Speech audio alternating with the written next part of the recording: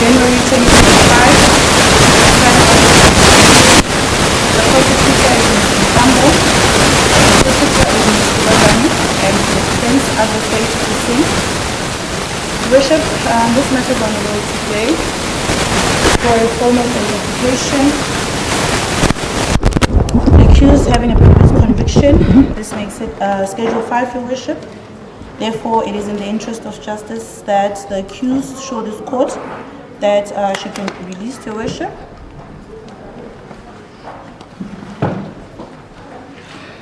Ma'am, which line she proceeding? Ma'am, you prefer to stand or you more comfortable to As the court pleases, thank you, Your Worship. I confirm my appearance on behalf of the accused, or rather the applicant in the proceedings. My appearance on instructions of D.F. Oosthuizen Incorporated. Mr. Oosthuizen is also present in court this morning. Your Worship, should I be making use of this mic or? We are unfortunately not on the court. We are proceeding. Oh, court pleases. Your Worship, I submit that the state and the defence is in agreement with regards to the schedule, that it is in actual fact a Schedule 5 offence. If, with the permission of this Honourable Court, if we can ascertain from the state whether the application is opposed, and if the application is opposed, on what basis it is opposed. Apart from the fact that the burden of proof is on the applicant to persuade this Honourable Court that the interest of justice permits her release on bail. If it pleases Your Worship, we are in a position to proceed. The state is not opposed to bail in this matter, Your Worship. The onus does still rest on the accused. As the court pleases, Your Worship, in pursuing or moving the application on behalf of the applicant, we will do so by manner of affidavit. We have a rather lengthy and voluminous affidavit. Would you wish to read same into the record? Thank you. May I hand you the original and then perhaps proceed from the copy in my possession? Yes, please.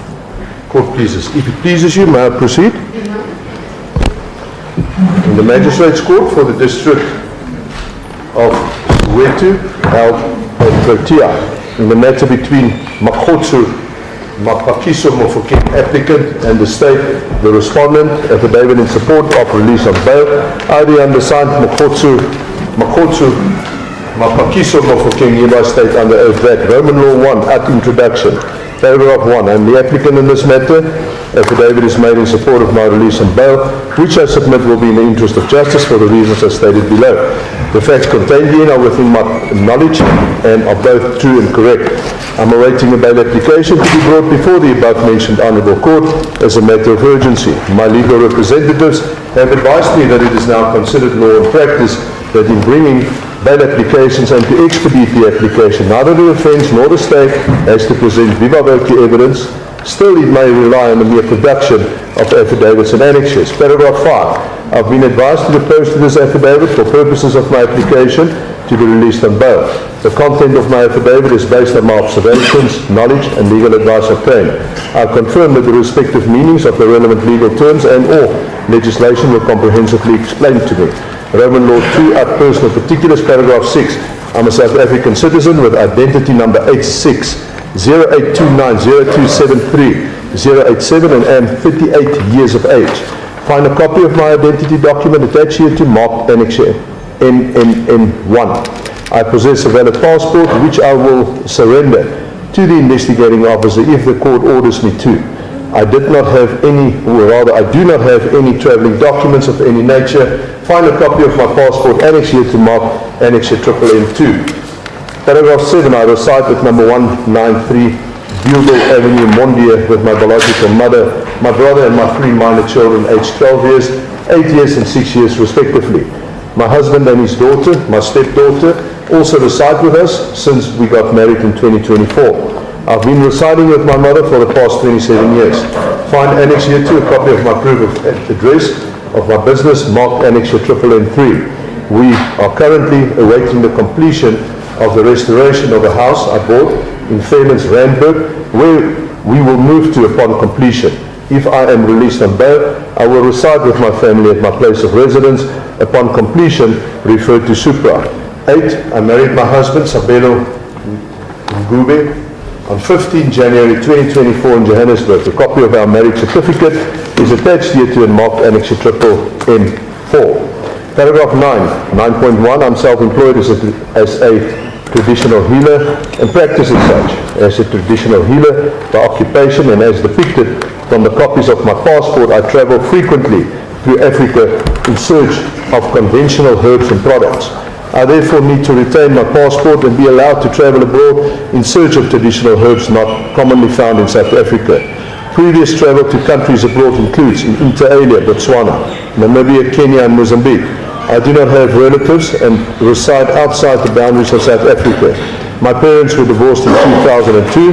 My father will turn 60 years of age in March 2025, and my mother, whom we reside with in Mondia, is currently 65 years old. Point 2. As already stated, I'm a traditional healer by occupation, and I'm presently employed by my company, G. Maweni Productions, Pty Limited, bracket, G. Maweni Productions, close bracket, with its main place of business at 193 Beulville Avenue, Mondia. The business is therefore run from my residence where we all reside. I submit that I have 4 employees in my employment who will suffer if G. Maweni Productions is unable to generate any form of income. Find the relevant separate documents attached here to marked Annexure M5. Once my new home is renovated, the business will be relocated to my home in Fairland. Point 3. I've been a traditional healer for the past approximately 15 years. I submit that I'm also regularly on TV and radio and have a reality show and a social media following of more than 1 million people. I do charity work and annually host a women's conference where well-known motivational speakers, our guest speakers, and different goodie packs are handed out to the audience. I also hand out food parcels at my home to needy people. I deliver sanitary pads to schools and hand diapers and baby food to children's and welfare homes.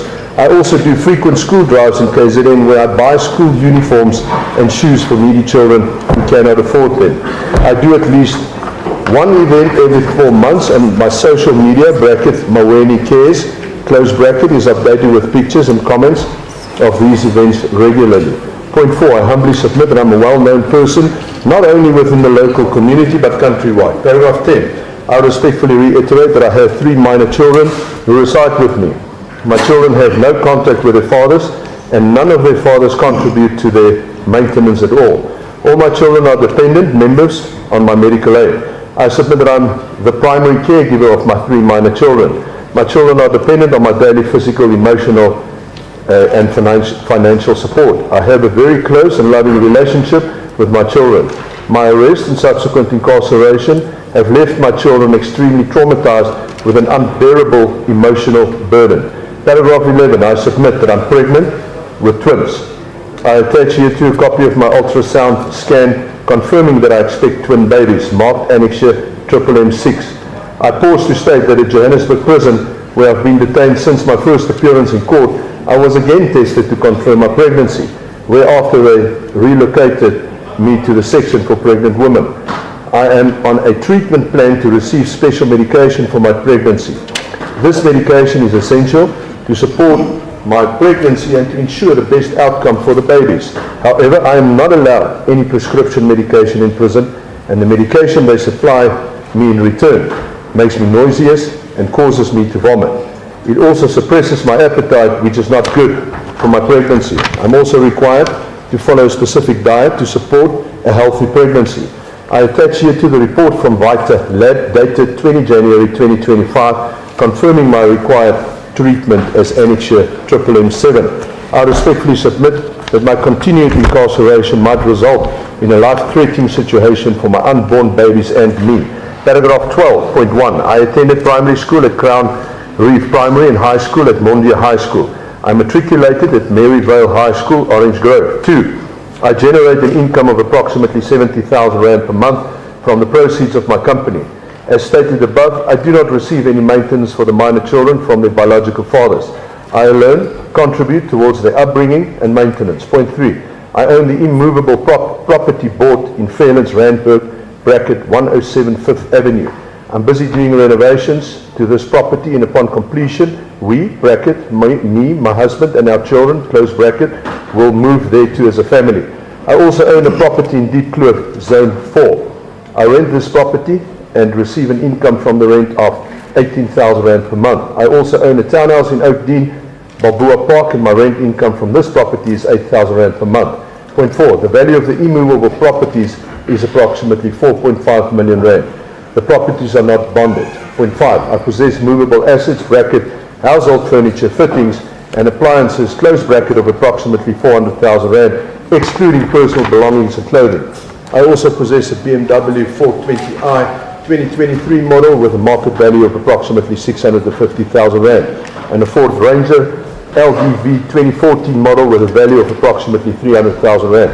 The Ford Ranger is paid in full. Paragraph 13, I submit that my residential address is valid, fixed, and within the jurisdiction of the above mentioned Honourable Court, where I will stand trial. My residential address should be common course between the state and the defence.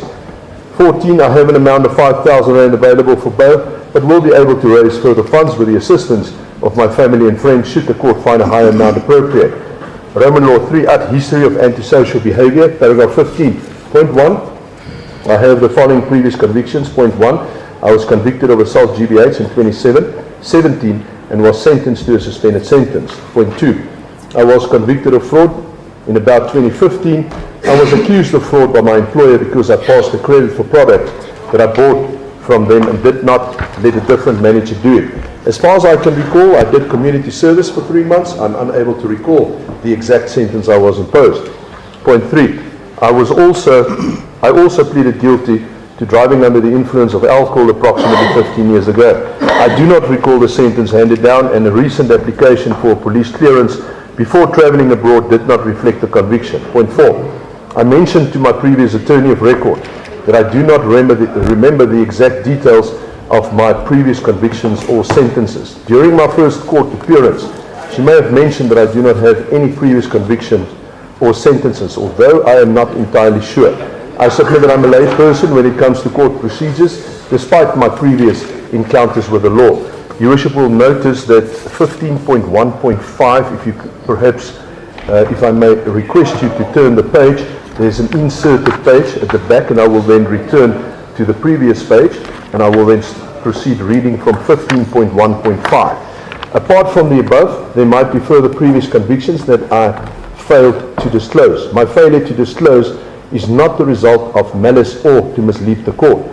I submit that I never expected to be arrested and treated this way. I was extremely traumatized and confused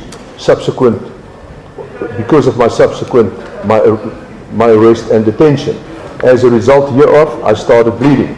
It appears that a misunderstanding between me and my previous attorney happened. I meant to say that I have previous convictions, but the nature and the detail thereof I could not recall. I unequivocally state that I did not intend to mislead the Honourable Court, as my freedom depends on this application. I then take you back to page number 8, Your Worship, 15.2. I do not have any outstanding or pending cases. Paragraph 16. I confirm that no order contemplated in terms of Section 5 or 6 of the Domestic Violence Act 1998 has ever been made against me. I further confirm that no order contemplated in terms of Section 3 or 9 of the Protection from Harassment Act 2011 has ever been granted against me. No orders of a similar nature have been granted against me. Paragraph 17. And I take you then, Your Worship, to page number 9. I am not placed under correctional supervision, day parole, or medical parole as contemplated by Section 73 of the Correctional Services Act 1998. 18. I've been informed that failure to disclose the above mentioned aspects constitutes an offence. I'm aware of the consequences thereof. Roman Law 4 charges factual background thereto. Paragraph 19. I've been informed that I stand trial on a charge of assault with the intent to cause grievous bodily harm, brackets GBH. Both my legal representatives and I have not been afforded an opportunity of access to the docket. I'm therefore unaware of the exact nature of the charges and or allegations made against me. 20. Should it be required to amplify any aspects contained in this affidavit, I wish to reserve the right to give oral evidence and or a further affidavit at a later stage in support of this application. I therefore reserve the right to request my case to be reopened to give effect to the aspects referred to supra. Point 1. I vehemently deny being guilty of any offence and will most certainly plead not guilty to any charge the State may prefer against me at my trial. I've been advised by my legal representatives that I have a constitutional right to remain silent and that it is indeed prudent to do so at this stage. I will, notwithstanding my constitutional rights, concisely tender the basis of my defence. Point 2. I submit that a detailed version will be placed before the trial court and during the trial procedures. Point 3. On the morning of 19 January 2025, the police went to my Fairland property looking for me. I was in Mondia at the time when they called me on my cell phone. The police then went to my Mondia residence looking for me, but I had already gone to the Mondia police station to find out why they were looking for me. Upon my arrest, I was informed that the SAPS could not get hold of me and that I was arrested for allegations of GBH allegedly emanating from an incident in December 2019. Point 4. I respectfully submit that I find it extremely strange that the police could never get hold of me. I'm a public figure and well known with a huge social media following. I have resided at the Mondia residence long before the day of the alleged incident. I emphasize that I've been residing at the very same address for approximately 27 years. I submit that the SAPS evidently had the details of my residential address, hence contacting me and looking for me at my residence. Point 5. I appeared before this Honourable Court on Monday 20 January 2025 and the matter was postponed to 27 January 2025, during which I was ordered to remain in custody until then. 6. The complainant in the matter is the cousin of my third son's father, Siabonga Zulu. Point 7. On the day of the alleged incident, I attended a public appearance in Soweto. The complainant and her friends or family were there too. About 5 people approached me in the street and started shouting and screaming at me. The verbal abuse turned violent and I had to defend myself against these attackers. Siege Zulu was one of them. My phone was stolen during the altercation. Members of the public intervened and pulled the attackers off me. I then left for my home. Point 8. At the time, I filed the criminal charges against the complainant and her accomplices at the SAPS. After having filed charges, I never heard from the SAPS again. Apart from phoning the police station on a few occasions, inquiring into my complaint, I did not pursue the matter. The incident transpired more than 5 years ago. The matter serving before the Honourable Court appears to be a classic example of 2 persons having filed counter charges against each other, wherein only one of the complaints is investigated and pursued more than 5 years after the fact. I submit that I was the victim in the matter and not the complainant. Point 10. The complainant and my third son's father, Siabonga Zulu, knew my details and whereabouts all along. 11. I vehemently deny having committed any offence of any nature. I submit that I raised a bona fide defence. I submit that the State has a weak case against me. I will in all probability be acquitted upon the conclusion of the trial. Roman Law 5. Ad submissions regarding factors to be considered when deciding whether bail should be granted. Paragraph 21. I'm advised that my application resorts within the ambit of Schedule 5 of the CPA as a result of the nature of the allegations and previous convictions. 22. I've been informed that if the Honourable Court finds that my application indeed falls within the ambit of Schedule 5 of the CPA, I bear the onus to prove that the interest of justice permit my release on bail. I respectfully submit I'm not required to prove the absence of factors different to normal considerations listed in subsections 4 to 9 of Section 60 of the CPA. Roman Law 6, at considerations in terms of Section 64A to E, read for Section 65 to 68, capital A of the Court Procedure Act. Section 64, subsection 4, paragraph A. 24, I respectfully submit I do not pose a threat to the safety of the public or any particular person. I harbour no resentment towards any person and have not threatened any person in this matter. I submit that the allegations are serious. I submit that I'm presumed innocent until proven guilty. I respectfully submit that my release will pose no threat to society. I respectfully reiterate that I do not have any outstanding case. Section 60, subsection 4, paragraph B. Paragraph 29, I will not attempt to evade my trial. I submit that I'm a stable, contributing member of society and I'm not a flight risk. I'm a positive individual and in the process of getting the strings of life together again. I submit I'll be staying in a stable, contributing environment if released on bail. I understand that the charge against me is serious. A stern punishment may be imposed by the Honourable Court, trial court, if I am convicted. I, however, respectfully submit I remain presumed innocent, and I'm confident that I will be found not guilty of the charges. 32.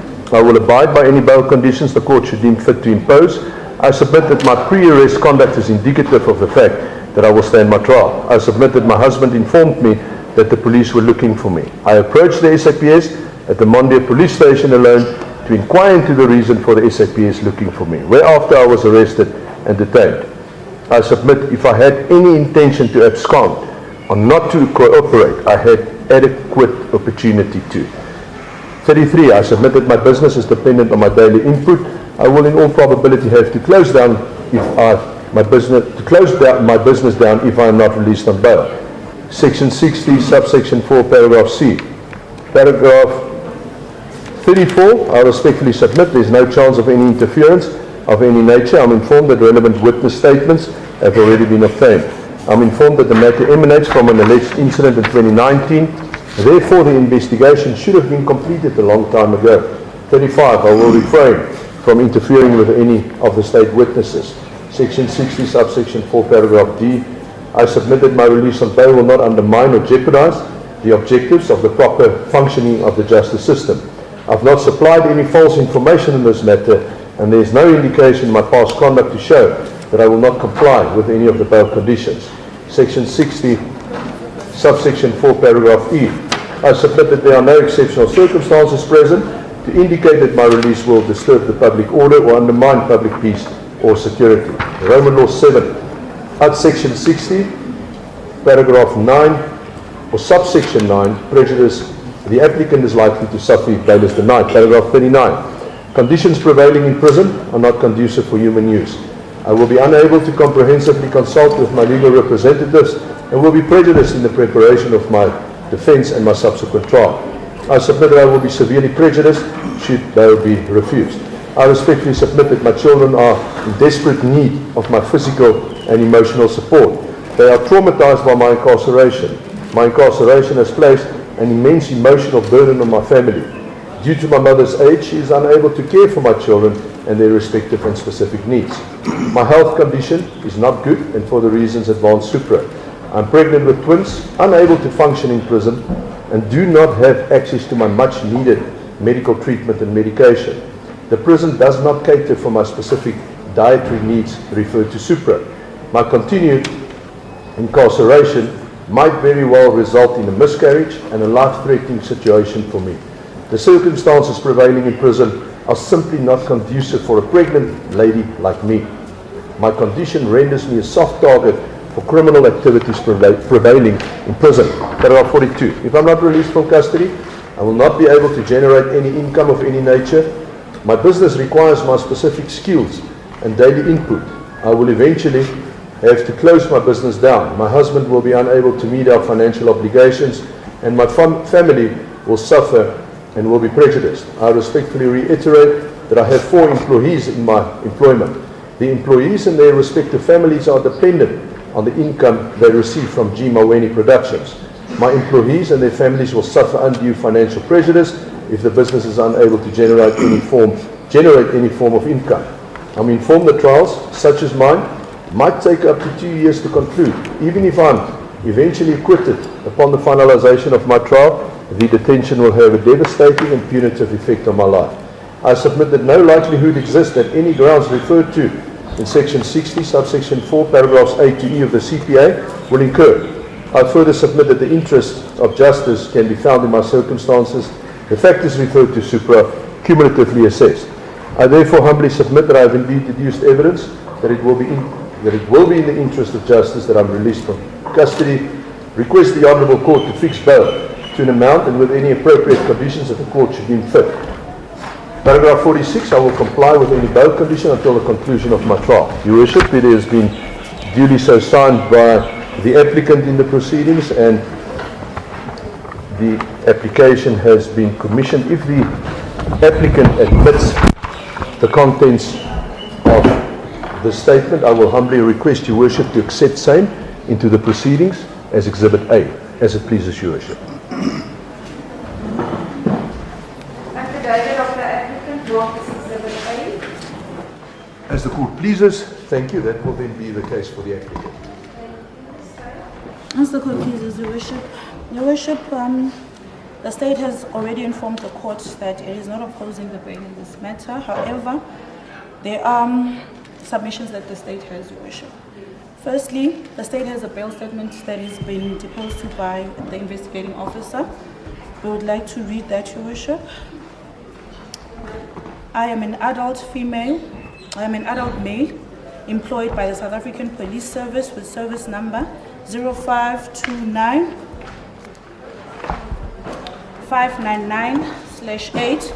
I am stationed at the Gauteng Province Cold Case Investigation Unit at number 41 Gubiso Avenue, holding the rank of a captain.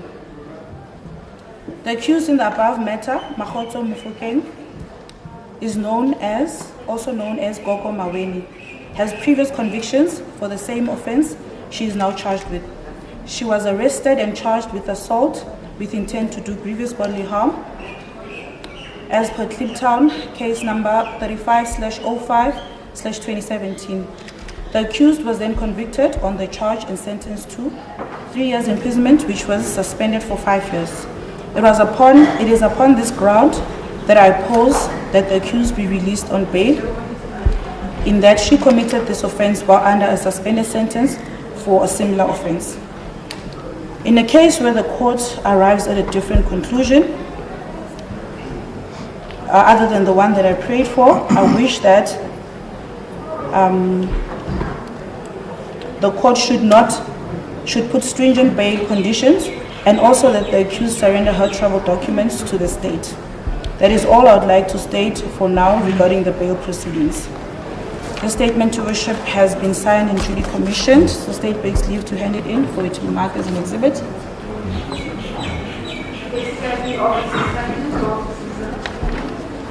So, pleases, Your Worship, the state is also in possession of SAP 69s of the accused. May we read that, Your Worship?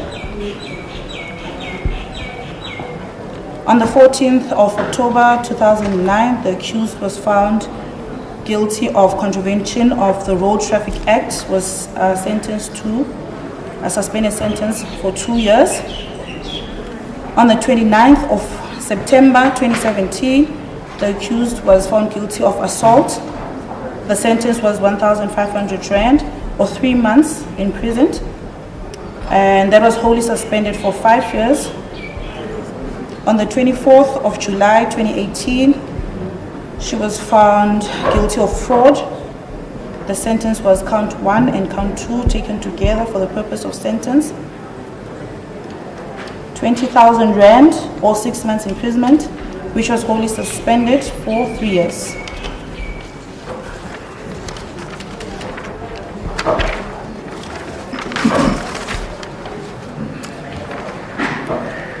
Again, on the 24th of July 2018, she was found guilty of fraud,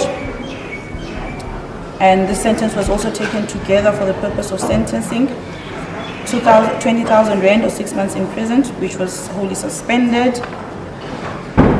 Another count of theft on the 27th of July 2018, also taken together with the previous one. 10,000 rand fine or 3 months imprisonment, which was wholly suspended. Count 4 was of theft as well. 24 July 2018, also taken together with the previous ones. Your Worship, the state begs leave to hand in the SAP 69s for them to be marked as an exhibit. The court pleases.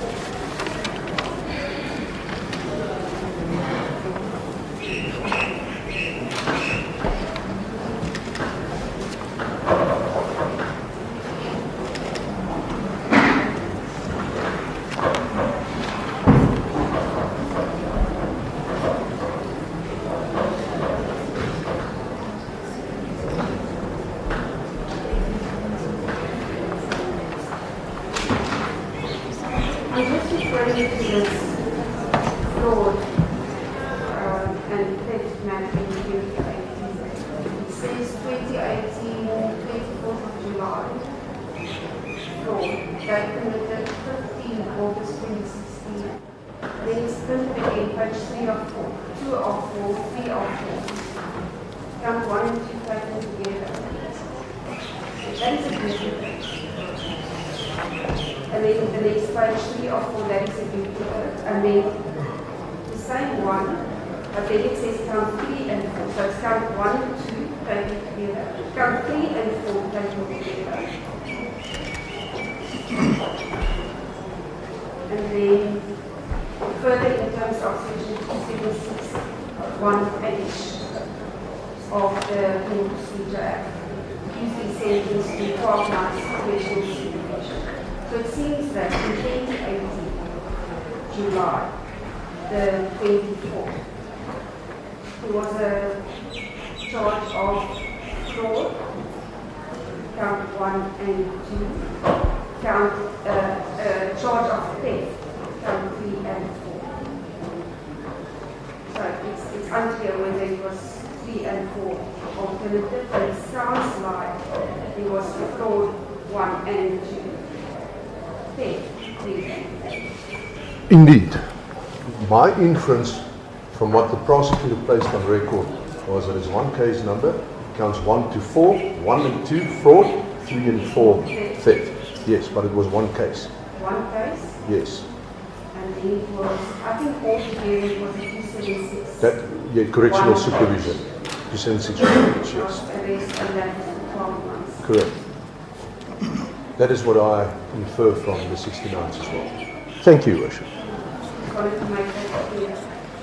Because there's a duplication on between page 2 and 3. When you read it. SABC 69 is not As the court pleases, Your Worship. Your Worship, the state would also like to submit that when considering whether it is in the interest of justice that the accused be released on bail or warning, Your Worship, that the court be reminded of the first appearance of the accused before this court. She was asked, Your Worship, she was legally represented, and her legal representative informed the court she had no previous convictions, despite the previous convictions that had been handed to this court.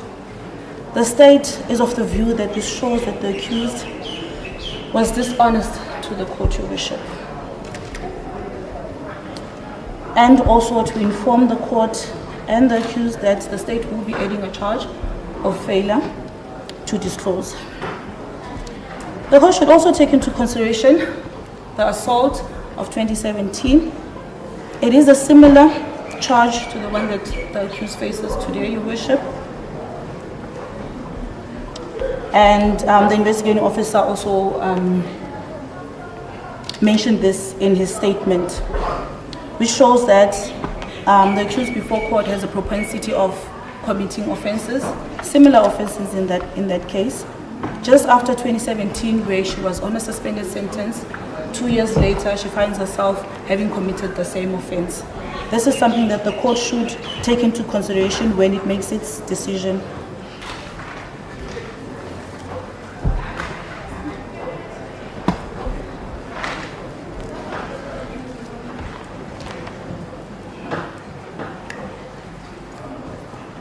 Further to that, Your Worship, the state is in possession of an A1 statement, and just to reiterate that the complainant is well known to the accused, and after the incident occurred, there were threats that the accused uttered to the complainant. The state would like to read a short paragraph, Your Worship, to the court.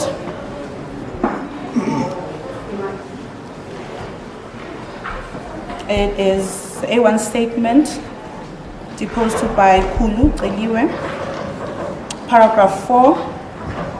My sister Mbali of 46 Salukanda Street, Zamini, heard the noise and then she came out immediately and she took me inside the house to clean myself. I then went to the clinic as my mouth was having a big cut. When I was at the clinic, Mahoto followed me and she was insulting me there at the clinic, telling me that she fears nothing and she has the money to bribe the police to drop the case. This is also some information that the state would like the court to take consideration of, Your Worship. The threats that the complainant endured after this incident occurred. With that said, Your Worship, that is the state submissions. As the court pleases. Court pleases. Your Worship, this is a Schedule 5 offence. It is so that it's incumbent upon the applicant to prove on a balance of probabilities that the interest of justice permits the release of bail. Your Worship, if we look at the papers that have been submitted to yourself, none of the personal circumstances contended by the applicant have been disputed by the state. Moreover, the fact that the accused is of ill health, she's pregnant with twins, she's not getting the medication, much needed medication, and we have adduced evidence in support of this contention. It's not a bold allegation, and this is accepted by the state. I respectfully submit, if I refer you to State v. Hartsleaf, State v. Sawela, and I have the full citations of the cases, if whatever the applicant states and is prima facie, and if the state does not adduce evidence to contradict and rebut, it becomes conclusive for purposes of this application and these proceedings. I submit with respect, what is it that you can accept? And I'm not going to repeat it. Everything that is said as part and parcel of the personal circumstances. Because it has not been gainsaid. It has not been disputed by the state. More particularly, the defense that the accused, or rather the applicant, has disclosed. It's a bona fide defense. Nothing was adduced from the state side to contradict the prima facie bona fide defense that the accused has raised. It's a Schedule 5 offense. The merits of the matter is not that important as it is in a Schedule 6. However, it's a factor to be considered. And this is a factor weighing heavily in favor of the applicant. Your Worship, you're dealing here with a matter where the applicant, or rather this is common cause. This incident has transpired between known people 5 years ago. The arrest only took place now. The applicant stated she also filed charges, and it appears to be of assault and theft of a cell phone. Nothing came from it. The state is not disputing it because the state has not adduced any evidence to the contrary. I, however, do not wish to dwell on these aspects.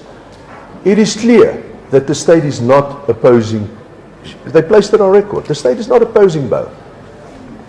I understand that this Honourable Court is not a rubber stamp and is still the master of her own proceedings. If I may respond to what my colleague has placed on record. My colleague has placed on record an incident in paragraph 4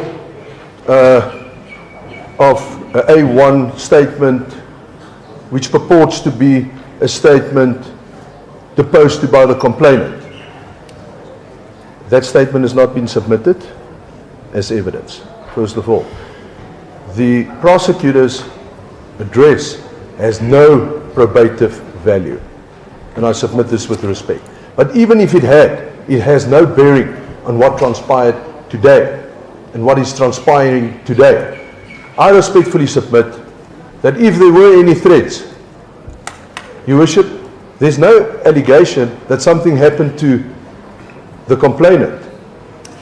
If it in fact happened, it is clear and evident that it must have been empty threats. We, in actual fact, vehemently dispute such an allegation, with great respect.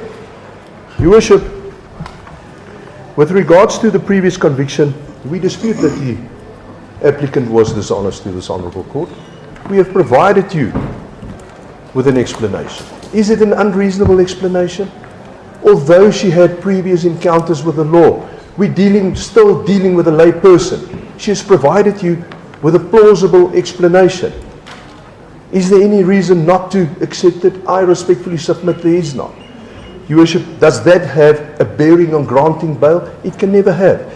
Look at, and I submit with great respect, the conduct of the applicant, her pre-arrest conduct. She was phoned. She said, I'm at my house. Or her husband was phoned. She went to Mondia police station. She said, here I am. She's got nothing to hide. She surrendered herself. She did not have to be arrested at her place of residence. How do you anticipate someone's future conduct? By looking at the past conduct. And the past conduct is without any criticism. I respectfully submit. My learned colleague, from what I gather, the investigating officer, although the prosecutor placed on record that they're not opposed to bail, wants to oppose bail on one aspect, that she has committed an offence of a similar nature. Before we move on, can I interrupt? Yes, please, Your Worship. Let's go back to 20 January when you were not counsel Yes. and this court was on the attorney of record there said to this court, it is my instructions clearly that the accused there, because it was not over, the accused has no previous conviction. Yes. Was not said once, was said multiple times. And when the court then asked the state, do you have a profile or is it the state said, no, we do not have that as yet. But it was a conversation between the investigating officer and the state prosecutor, who then said to the investigating officer, and said to the state prosecutor, there's indications of previous convictions. The attorney then said to the court that should the investigations not have been finalized by should the SABC 69s not have been that is not what possibility, but she already indicated that she's spoken to the accused and the accused was denied. And then we were talking about one previous conviction of 2017. Yes. Now the court is in possession of the SABC 69s. Your Worship, as you very well know, I was not the legal representative of record. You are saying to the court now that the applicant was traumatized. Yeah. But she went to the Mondia police station to hand herself over. What was her thinking when she handed herself over? What was it in connection with? Yes. And she handed herself over on Sunday at 3 o'clock. She appeared on the 20th, that is 19th. She appeared on Monday, the 20th.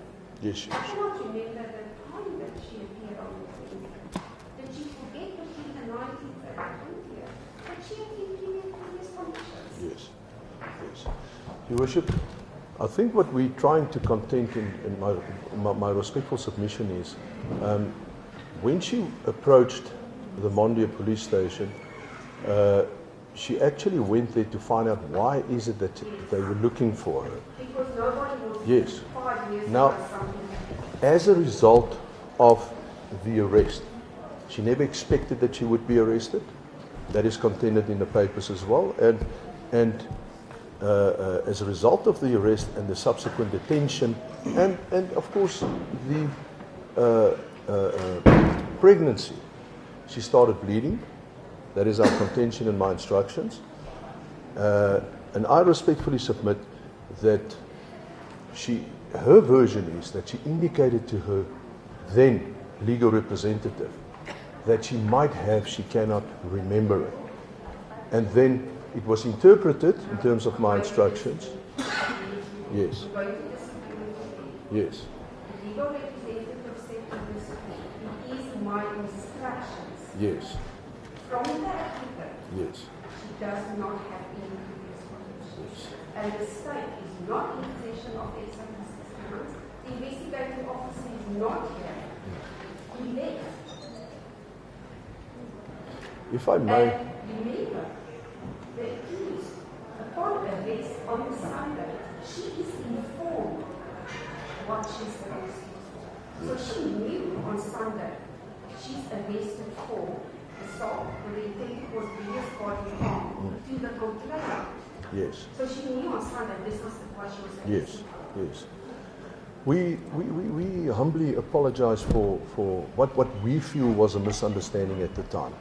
Okay. It is so, Your So Worship. yes, then the court when heard is a curious conviction for the 17 for also assault to the age. And then today, the 769 shows fraud. What does fraud entail? What's the one word that fraud entails? Dishonesty. An element of dishonesty. Correct. Dishonesty. Yes. What's the element that this entails today? Yeah. Dishonesty. Well, that is now, Your Worship, So if we are now sitting in a position where the personal circumstances, because I think yes, family, anything, 100% and she has caused all of this because of her decisions. yes, Your Worship, we're talking about an element of dishonesty if the court does not accept the explanation that the applicant is providing. The remedy, Your Worship, for the state in this instance is, and my colleague has placed it on record, that they're going to add a charge or even open a separate docket for purposes of the disclosure. Yes, yes, and that will remedy, and that is where the state will find its remedy in the allegations that is proffered.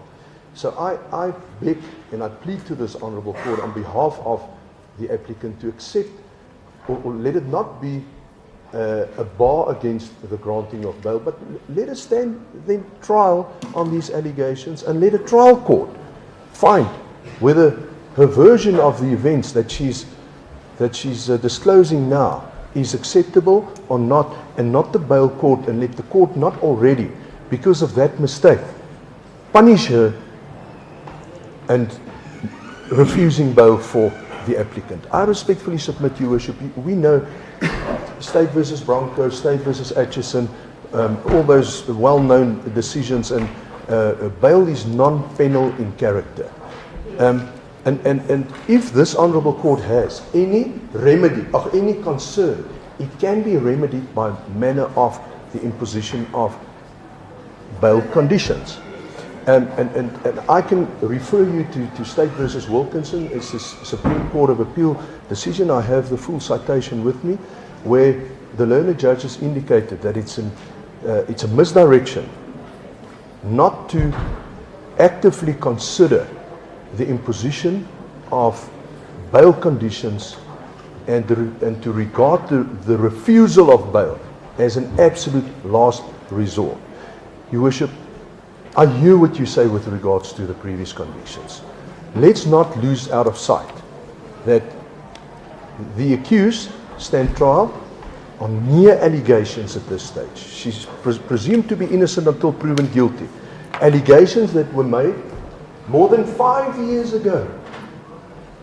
Your Worship, with her specific individual circumstances, can it ever be in the interest of justice, bearing in mind that the state is not opposing bail, be in the interest of justice not to grant the bail?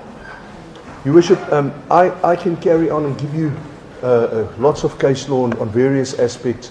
I simply do not know whether that is in actual fact necessary in the light of my colleague that is not opposing bail. May I please just ask you to Yes, please. to put my mind at ease with regards, especially the fraud which has come to my knowledge. I see, was it employer That is the indication. wanting What? May I go and obtain obstruction? May I approach?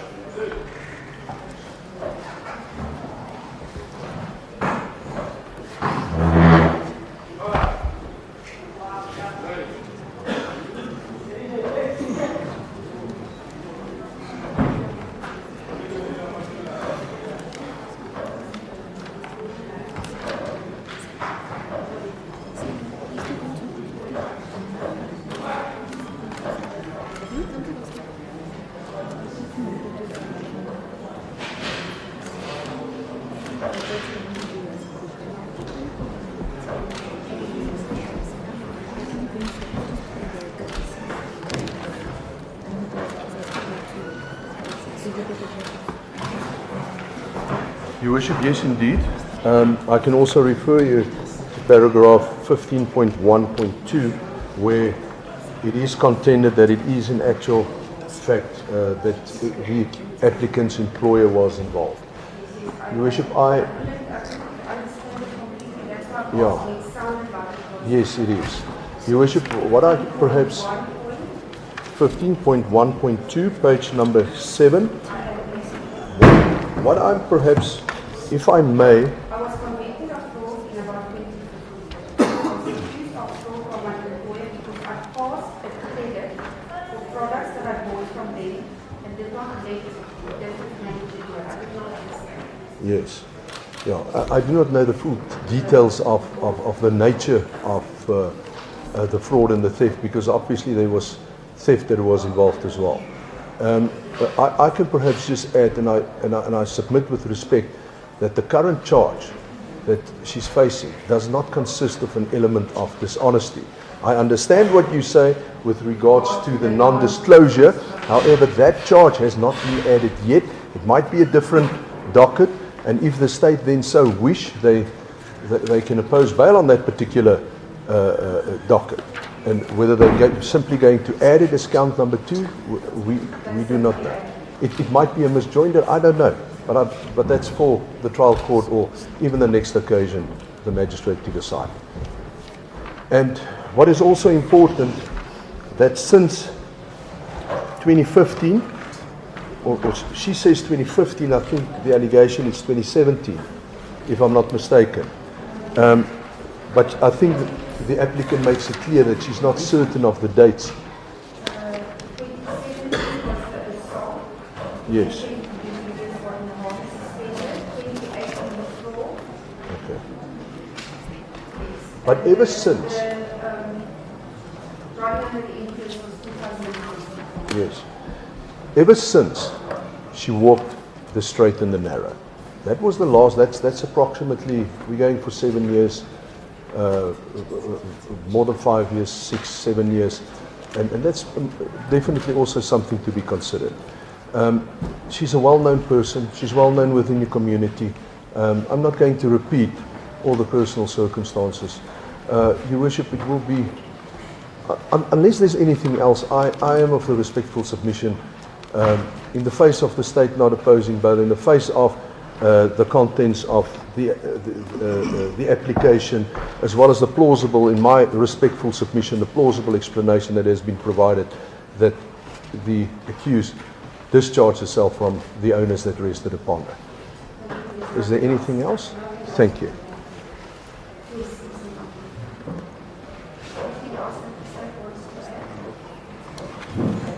Your Worship, just one last thing. The state would like to submit that if the court is of the view that the accused did discharge the honors, then the state will submit that her passport be confiscated and that she not be allowed to travel outside of the country for the duration of the trial.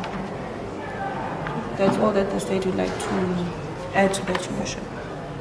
Okay, so I need to ask the state the reason for the delay. What is the investigating officer regarding the incident happened in 2019? I heard counsel say it's from a court case. It seems the matter has been dead. It's not been investigated. Your Worship, according to the investigating officer, they were unable to trace the accused in this matter, and at that point they were also having difficulty tracing the A1, the complainant. Yes, that is according to the investigating officer.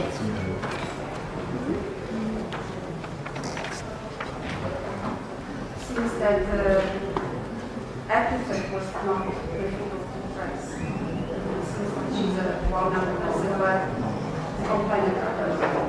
Understood, Your Worship. Yes, that is what So that was the reason. yes, that's the reason that the investigating officer provided. And do you know of anything in the document regarding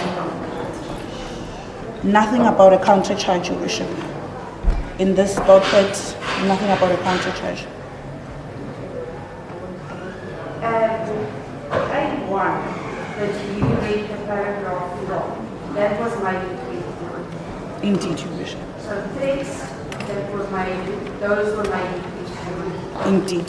And there has been no contact between the applicant and the complainant since 2021. Yes, there has been no contact,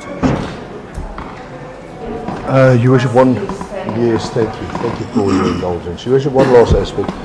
With regards to the passport and travelling documents, you've read, yeah, I see she travels outside. she travels, it's part of work purposes and to generate an income. It will be tantamount to denying her the opportunity and the ability to generate. I beg your pardon? What is the suggestion? The suggestion would be that perhaps she informs the investigating officer of each and every travel that she has outside the boundaries of Gauteng, outside South Africa, and perhaps provide the investigating officer with an itinerary and a copy of the flight ticket. That I am of the respectful submission will remedy any concern that the state might have. The court is having another concern, if I can bring it up again. Yes. The addresses. I also want to Yes. have the investigator in the officer be informed of the situation. Yes. That's perfect. Thank you, Your Worship. Whenever she moves to the new address as contended in the application, she will, in writing, inform the investigating officer of the position, as the court pleases. May I quickly...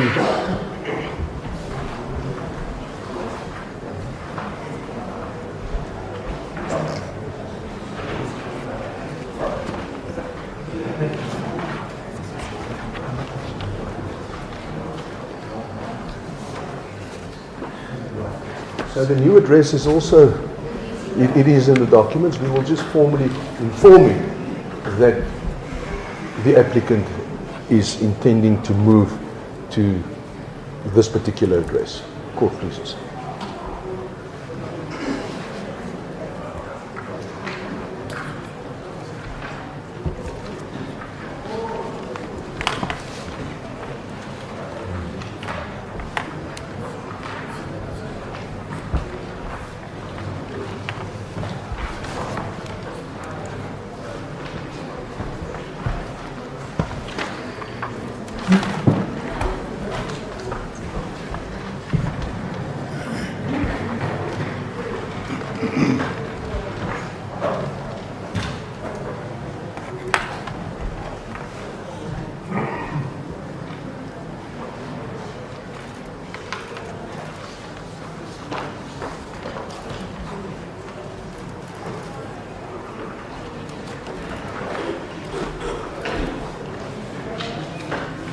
Ready to proceed with judgment.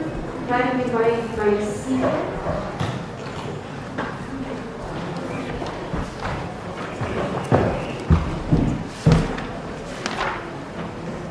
an application for bail, the court is guided by section 60, subsection 480 of the Criminal Procedure Act. The state and the defence both agree that this is a schedule 5 bail application, and therefore the court does not have to make an order in that regard. The Schedule 5 formal bail application, the onus rests on the applicant to prove that it is in the interest of justice that she must be released on bail. The Constitutional Court defined the concept of interest of justice in State v. Kamini, State v.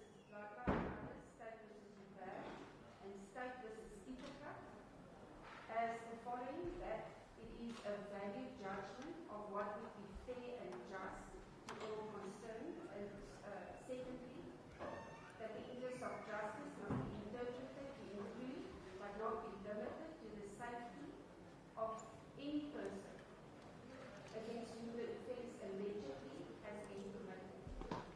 The court will consider whether the applicant, in terms of section 40, subsection 480B of the Criminal Procedure Act, A, endangered the safety of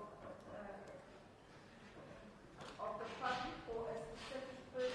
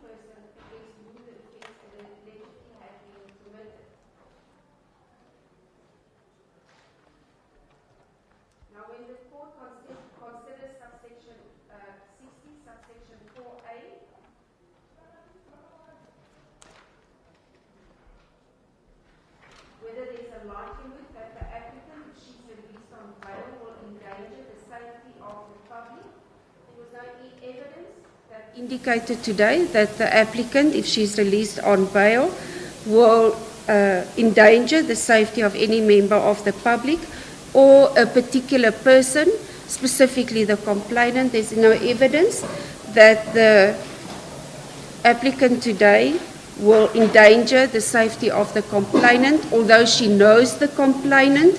In the 5 years that the matter has been pending or in being investigated, there's been no evidence that the accused or the applicant has endangered the safety of the complainant.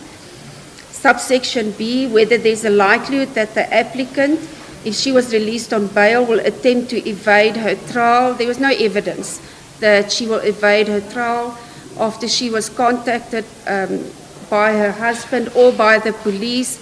She handed herself over to the Mondia police station. There was no indication that she will evade her trial.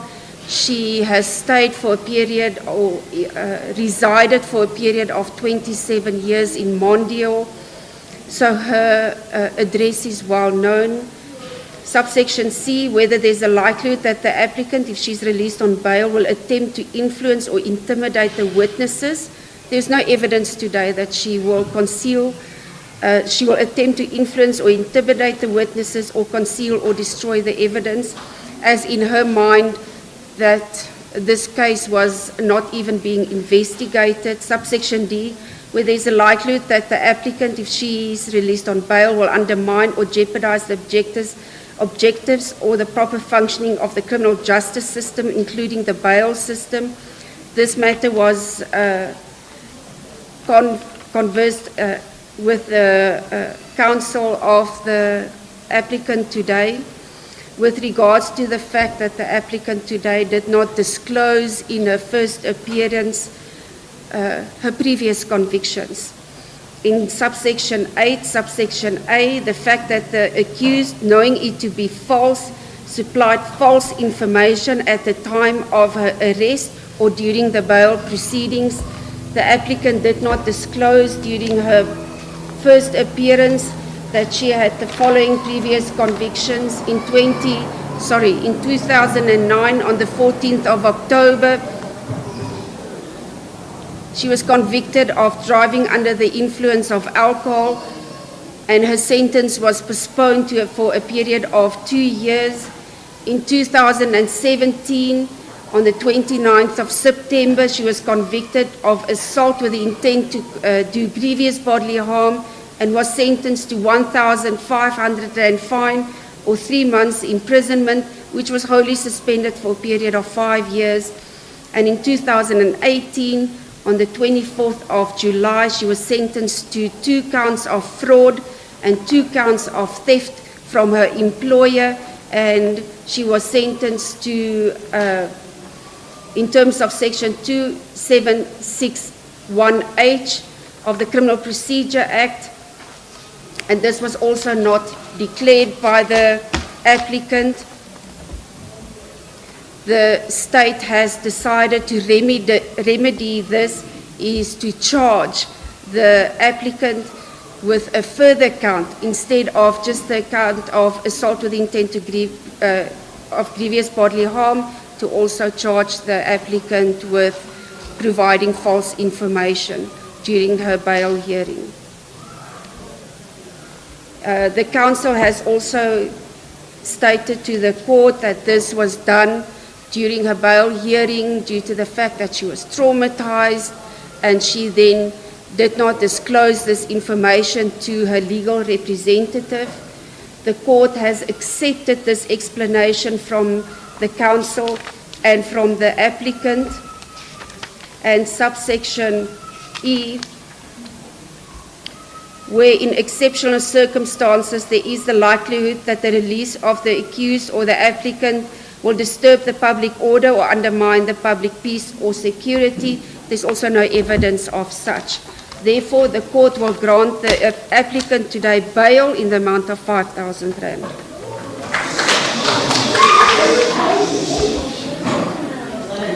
Court will make strict bail conditions for the applicant.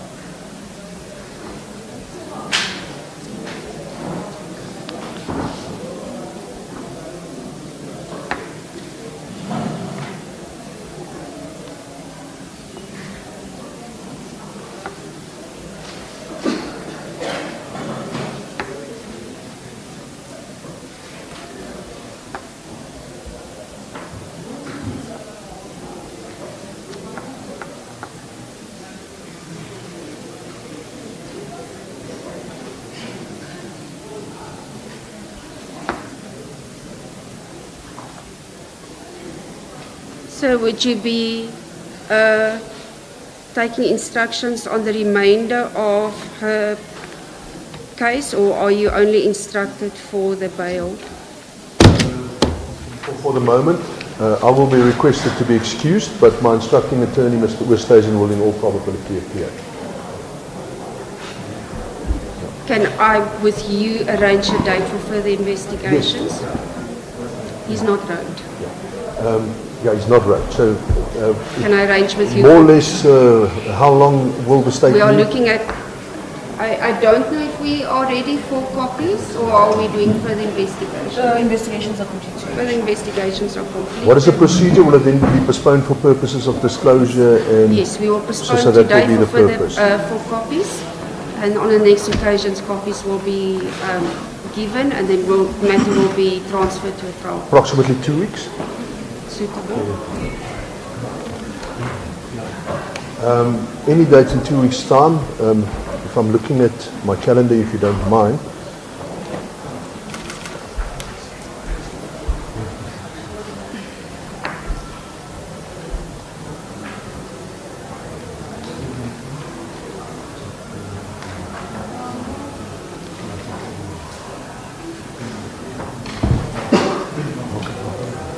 The 11th of February, the date is suitable to Mr. Oosthuizen, sitting next to me. It is suitable for the court as well. Court pleases. Thank you, Your Worship. Ma'am, you may stand up. The matter is now postponed 11 February 2025 for copies. Your bail is set at 5,000 rand. The court is making the following conditions: no contact with the complainant, direct or indirect. You have to inform the investigating officer of your itinerary when you leave the Republic of South Africa. You also have to inform the investigating officer of your date when you change your address and the address which you move to. Do you understand? Thank you. 8:30, court number 2.